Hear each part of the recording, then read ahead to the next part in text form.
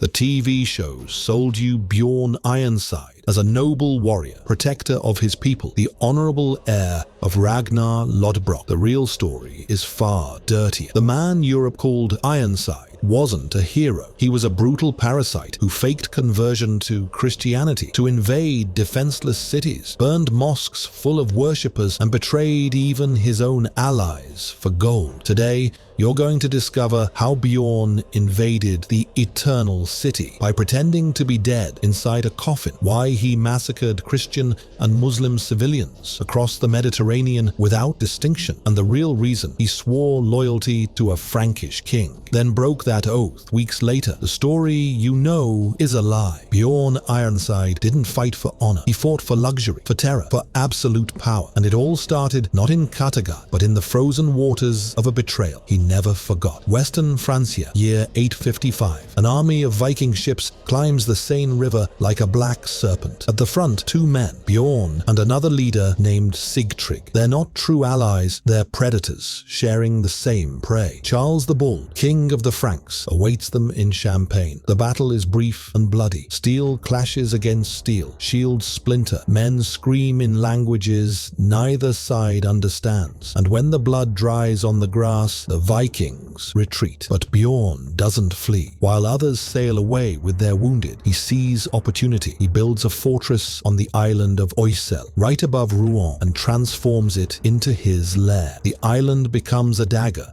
pointed at the heart of Francia. From there, Bjorn can strike anywhere on the Seine. Monasteries, trading posts, villages with no walls. He doesn't just raid, he studies, watches, learns how the Franks move their armies, how long it takes them to respond, where their treasuries hide. For years, that island would be the beating heart of terror on the Seine. And every night, sitting by the fire, Bjorn dreams of something bigger, something no Viking has ever done. Bjorn was born somewhere in Scandinavia in the early 9th century, son of Ragnar Lodbrok, or at least that's what he claimed. The truth is, nobody knows for sure. The Norse sagas mix legend and blood, and Bjorn used that to his advantage. Being Ragnar's son was more useful than any sword. It was a brand, a name that opened doors and closed throats. But whether Ragnar existed or not barely matters. What shaped Bjorn wasn't his father, it was hunger. 9th century Scandinavia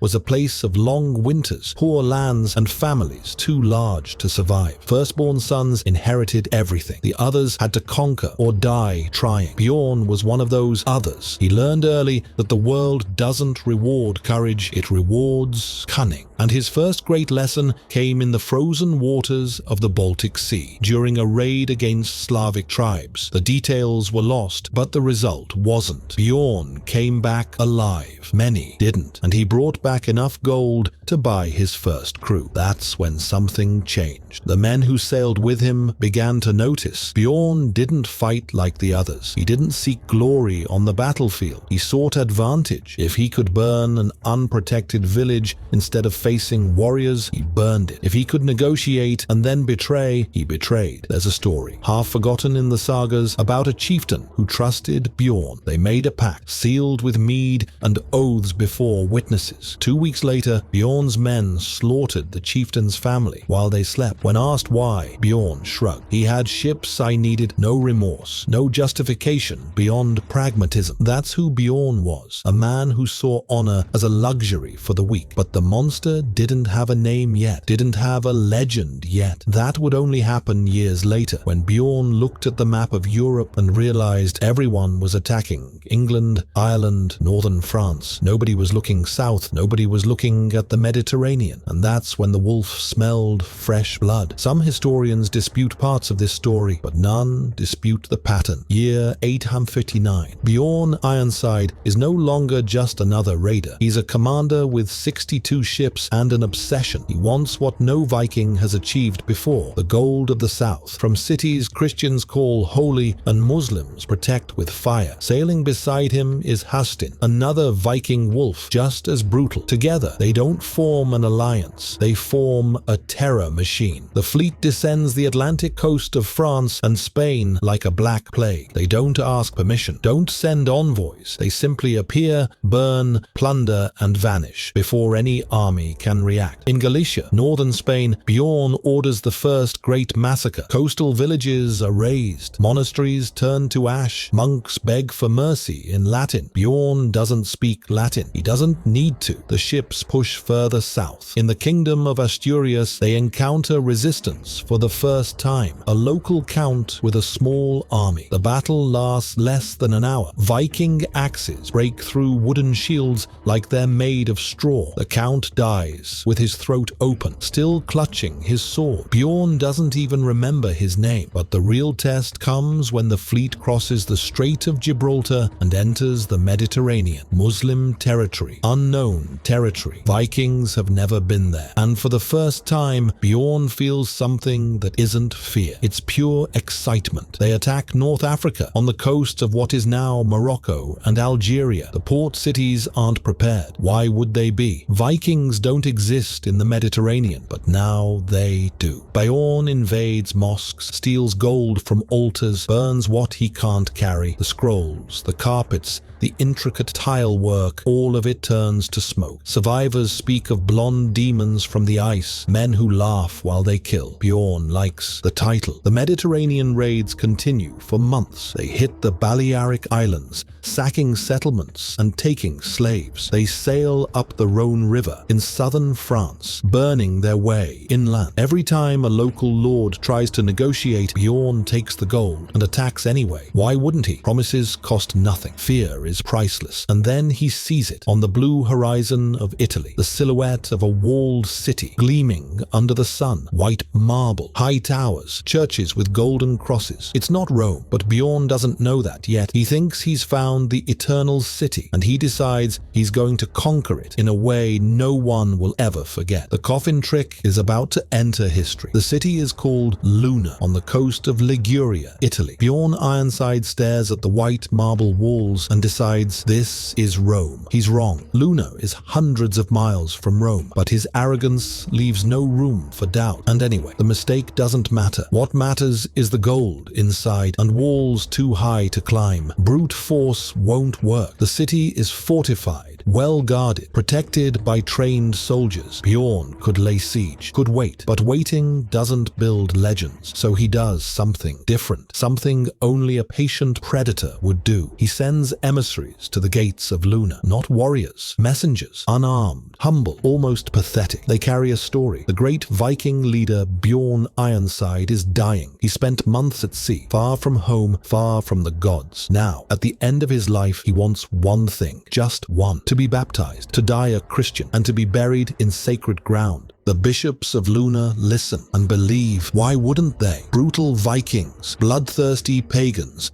Of course, on their deathbeds, they'd seek salvation. It's the perfect narrative. It's what they want to hear. The church has always loved a good conversion story. It proves God's power. It justifies everything. Bjorn is hastily baptized on the brink of death in an improvised ceremony outside the walls. He kneels, whispers prayers he doesn't understand, lets the holy water touch his forehead. The bishops smile. Another soul saved. The bells ring. Priests pray in Latin, and then the next morning, news arrives. Bjorn Ironside died during the night. Hastein, his companion, begs, with tears in his eyes, with trembling voice, that they allow him to bury the body inside the city, in the cathedral, according to Christian custom. A warrior who found God at the last moment deserves honor, doesn't he? The bishops debate. Some are suspicious, but compassion wins. The gates open. The coffin enters, carried by 6 Vikings, with heads bowed, mourning in silence. Their shoulders shake. Their faces are masks of grief. Priests escort them through the narrow streets, past merchants and children, into the interior of the church. The procession is solemn, respectful, sad. Citizens line the route, crossing themselves. Some even weep for the pagan who found salvation. They place the coffin before the altar. Candles flicker. Incense burns. The bishop begins the funeral rites, and then the coffin opens. Bjorn Ironside explodes out with his his sword already drawn, eyes wild, teeth bared like an animal. The first priest falls before understanding what's happening, blood spraying across the marble floor. The second tries to scream, but the blade cuts the sound in half. The third runs for the door. He doesn't make it. Outside, the other Vikings rip off their cloaks, revealing axes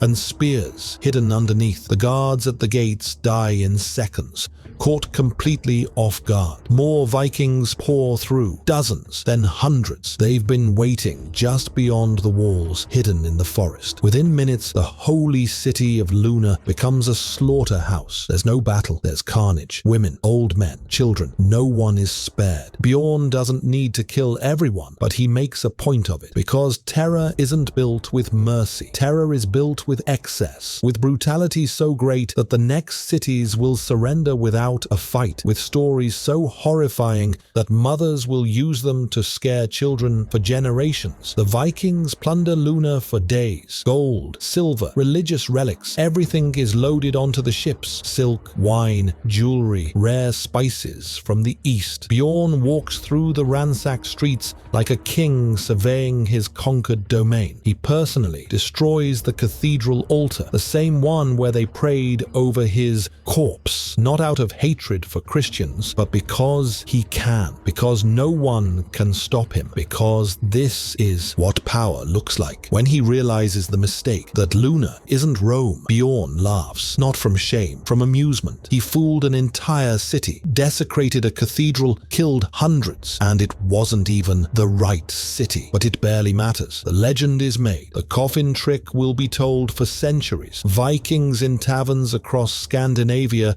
will hear the story and toast Bjorn's name. Christian chroniclers will write about it with horror and grudging admiration. Now you know how Bjorn really conquered the eternal city with a lie wrapped in a coffin. If stories like this fascinate you, leave a like and subscribe, because what comes next is even darker. And as the Viking ships leave the Italian coast in flames, smoke rising into the blue Mediterranean sky, one thing becomes clear. Bjorn Ironside isn't a warrior, isn't a conqueror. He's a showman, a predator who understands that brutality is only worthwhile if it's memorable, if it becomes history, if it makes people remember your name long after you're dead. But Europe hasn't finished bleeding yet. The fleet continues raiding for another year before finally turning north toward home. Bjorn Ironside returns north covered in gold and impossible stories. He doesn't return as a hero. He returns as a living myth. The Vikings of the Mediterranean. The man who fooled the eternal city. The Ironside no blade could pierce. But myths don't age well, and men like Bjorn always pay the price. The following years are a sequence of betrayals and cold blood. Bjorn becomes king of Sweden, or at least part of it. The sagas don't agree, because Viking kings rarely died of old age. He marries, has children, forms alliances, and breaks all of them when convenient. Loyalty for Bjorn was always a tool, never a principle. There's one final story worth telling. Near the end of his life, Bjorn faces a younger warrior who challenges him to single combat. The warrior is strong, fast, full of fire, but Bjorn doesn't fight fair. He never did. Midway through the duel, he throws sand in the warrior's eyes and drives a hidden dagger between his ribs. The crowd is silent. Someone whispers, "That's not honorable." Bjorn looks at them and says, "Honor doesn't keep you alive." His death is as obscure as his birth. Some sagas say he died in battle, others that he was poisoned, still others that he simply disappeared. No version is romantic. None is worthy of a TV series, because the truth is that Bjorn Ironside didn't have an epic death. He had the end of an old predator, forgotten by allies who learned his tricks, betrayed by enemies who waited for the right moment. But the legend survived and grew. Centuries later, Scandinavian bards transformed the brutal raider into the noble warrior, the loyal son of Ragnar, the protector of the Norse people. History did to Bjorn what he did to Luna, created a prettier version of the truth, more palatable, more sellable. Today, when you watch Vikings on Netflix,